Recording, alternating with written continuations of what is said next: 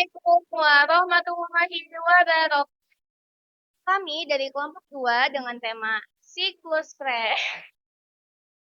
Perkenalkan, nama saya Muhammad Revan Febino Trianto. Kenalkan, nama saya Ahmad Dini Sadalan. Kenalkan, nama saya Erkesha Dezakia Rafifa.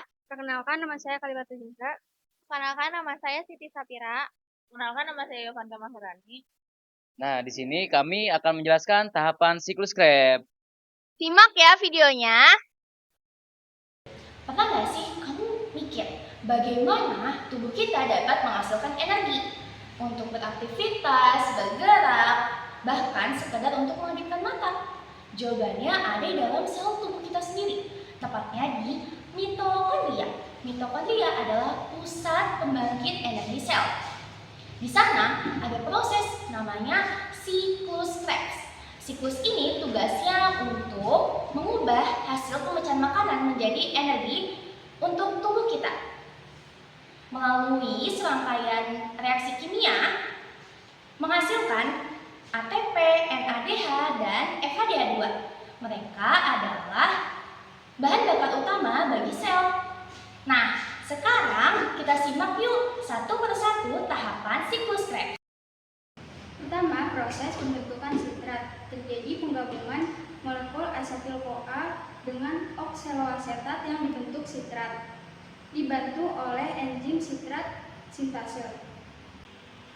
Sitrat dihasilkan dari proses sebelumnya yang diubah menjadi isositrat yang dibantu oleh akonitase yang mengandung Fe2+.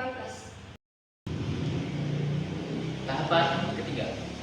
Pada tahapan ini terjadi proses dekarbonisasi atau perombakan pertama kali, yaitu ketika isositrat yang telah terbentuk dioksidasi menjadi oksalosuksinat yang terikat oleh isositrat dihidrogenase.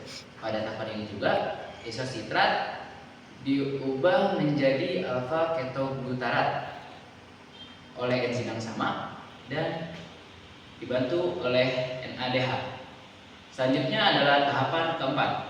Pada tahapan ini alfa ketoglutarat diubah menjadi suksinil CoA oleh enzim alfa ketoglutarat kompleks dan proses oksidasi. Suksinil CoA kemudian diubah menjadi suksinat. Tidak hanya dibantu oleh enzim, pada tahap ini juga dibantu oleh Mg2+ dan GDP yang dibantu oleh fosfat menjadi GTP. GTP inilah yang kemudian diubah menjadi ATP. Suksinat akan dioksidasi menjadi fumarat dengan bantuan enzim suksinat dehidrogenase. Tahapan 7. Pada tahapan ini terjadi penambahan atom nitrogen pada ikatan karbo sehingga menghasilkan produk berupa malat. Malat kemudian dioksidasi untuk menghasilkan oksaloasetat yang dibantu oleh enzim malat. Dehidrogenase oksaloasetat ditangkap oleh sil-CoA dan siklus Krebs. Siklus Krebs terus terjadi. Kesimpulan, siklus Krebs adalah tahap paling penting dalam proses respirasi sel yang terjadi pada mitokondria. Melalui serangkaian reaksi kimia, siklus ini mengubah asetil-CoA menjadi energi dalam bentuk NADH, FADH2, dan ATP, serta menghasilkan CO2 sebagai sisa. Energi yang dihasilkan kemudian digunakan pada rantai transport elektron untuk membentuk lebih banyak ATP. Dengan demikian, siklus Krebs berperan besar dalam menyediakan energi bagi sel agar tubuh dapat menjalankan berbagai fungsi kehidupan.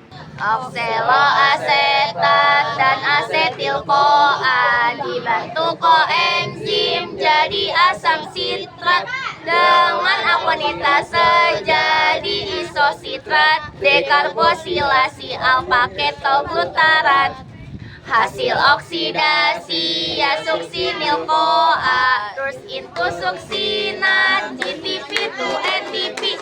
Oksidasi lagi jadilah fumarat, proses hidrasi terbentuknya malat.